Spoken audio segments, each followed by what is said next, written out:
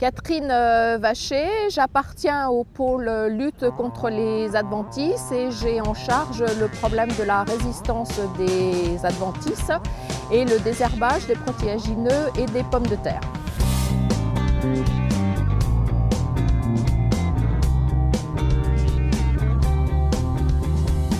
J'anime au niveau des culturales, c'est un pôle qui va traiter de la gestion des graminées résistantes dans les rotations céréalières, puisque c'est un problème qui semble se développer avec l'arrivée des antigraminées foliaires qui appartiennent à la famille des FOP et des DIM ou bien qu'ils appartiennent à la famille des sulfonylurées. Quel est le constat au niveau de la résistance? Il y a à peu près une dizaine d'années, on a constaté que des populations de vulpins ou de raies gras étaient de moins en moins bien contrôlées par les premiers antigraminées foliaires type le célio, type le puma dans les céréales, donc des antigraminées foliaires qui appartenaient à la famille des FOP.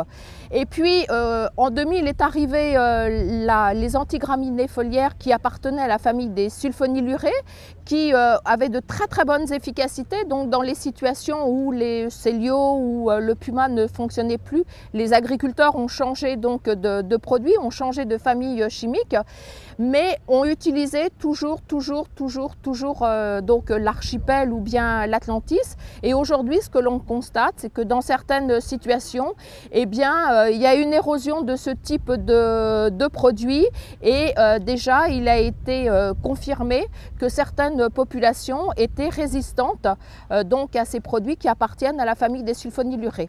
Pour l'instant, il n'y a pas beaucoup de nouveaux herbicides et les nouveaux herbicides qui sortent pour lutter contre les graminées appartiennent aux deux grandes familles qui ont déjà des problèmes de résistance. Quand on est face à un échec de désherbage, bon, ça peut être de la résistance comme ça peut être tout simplement des conditions climatiques qui n'étaient pas là pour que les produits fonctionnent de façon correcte. Donc il y a déjà cette question à se poser des conditions climatiques. Ensuite, on va aller regarder dans les tournières de champs ou les bouts de champs. Généralement, là, il y a eu un petit peu plus d'herbicides. Donc on regarde si on a des plantes vivantes à côté de plantes mortes. Il peut y avoir effectivement des contaminations via tout simplement les moissonneuses-batteuses qui passent d'une exploitation à une autre et qui, entre deux exploitations, ne sont pas correctement nettoyées. Voir aussi si on a mis la bonne dose au bon moment sur des adventices au bon stade. Et puis, si on répond favorablement à tous ces critères, eh bien, on récolte des graines. Et puis on se met en contact avec son technicien qui saura quoi faire de ces graines, ou bien l'année suivante, on récolte des plantules et pareil, on les confie à son technicien. Ensuite, on fait un diagnostic. La réponse du diagnostic, on va dire du laboratoire, peut arriver après le moment où on doit appliquer les herbicides.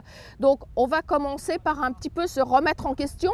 Donc éventuellement, si on a eu une très forte grainaison dans la culture précédente, eh bien, mettre un petit coup d'accélérateur sur tout ce qui est la gestion de l'interculture, donc qui a pour but de faire lever ces mauvaises herbes. Et puis ensuite, ce qui peut être fait, c'est de retarder de quelques jours dans cette parcelle-là la date de semis de la céréale.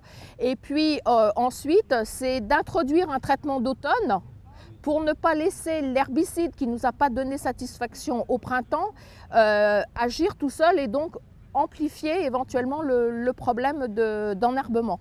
La première réponse, elle doit être d'abord agronomique, essayer de modifier ces pratiques pour un petit peu introduire de la diversité. On peut effectivement introduire une culture de printemps, type un pois, type un tournesol, type un maïs si le contexte s'y prête.